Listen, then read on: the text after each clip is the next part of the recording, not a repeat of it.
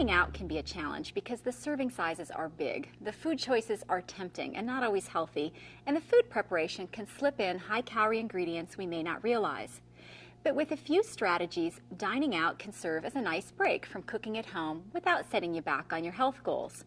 Here are some strategies to try. Eat a healthy snack before you go out to a restaurant. You do want to ruin your appetite a little. It's easier to stay in control if you're not ravenous. Don't worry, you'll still enjoy the food. Order a salad as an appetizer with dressing on the side, or a hot, clear broth-type soup. Try to abstain from the breadbasket or chip bowl, but if you must, make a firm agreement with yourself that you'll only have one roll or 10 chips, and then remove the basket from your table. The entree will likely be larger than you need, so you can order an appetizer for your entree, or you can split the entree with your dining partner. You can also have the waiter split it in a doggy bag before he brings it to you. Don't be embarrassed to ask for this. If you're going to put it in a doggy bag at the end of the meal, it's best to divide the food on your plate in half and put it on a separate plate prior to starting your meal. If you try to stop at the halfway mark of your meal, you'll often go over. Also, don't be embarrassed to ask for variations of what they're serving that may be healthier for you, like hold the butter or remove a high-calorie side dish or put the salad dressing on the side. You are their guest. They should be eager to please. Whether you order an appetizer or entree, keep it simple. No gravies, creams, or dishes loaded with high-fat cheese or butter. If there's a sauce, make it tomato-based or wine-based rather than cream cheese or butter-based. Avoid breaded, pan-fried foods. Get lean cuts such as skinless chicken or order fish. Healthy cooking preparations are those that are baked, roasted, steamed, broiled, poached, charbroiled, or grilled. Skip dessert. Have some hot tea after the meal. If you decide to have dessert, have fresh fruit or sorbet or non-fat frozen yogurt. If you must have cake, angel food is your best choice. What about fast food restaurants? Here are some helpful ideas to try. Consider ordering a child's portion of the food, or order a hamburger with no cheese. Hold the mayonnaise. Have them loaded up with lots of veggies like lettuce, tomatoes, onions. Grilled chicken sandwiches are also a good choice if the chicken's grilled and not deep fried.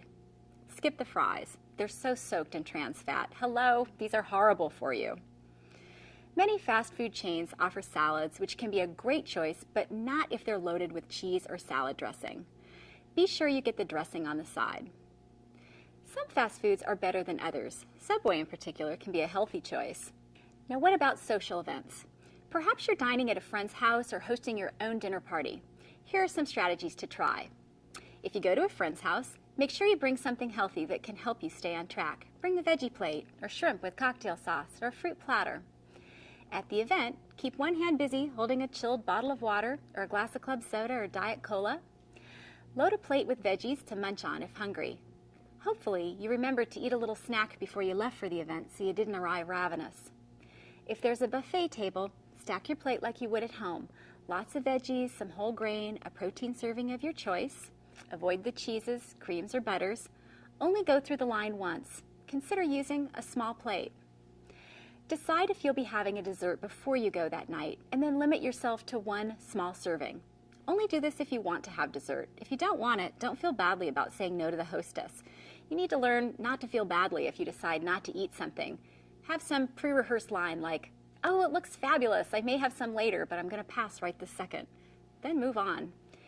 Be careful with the alcohol. Alcohol is 7 calories per gram, so it's pretty loaded with calories, with little nutritional value.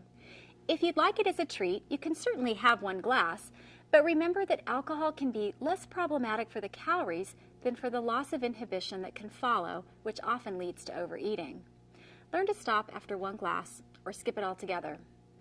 There's no doubt we live in a world where life is busy and filled with multiple opportunities for overeating, but this is the world we live in, and it's not going to change. We need to learn how to live in it without sacrificing our health.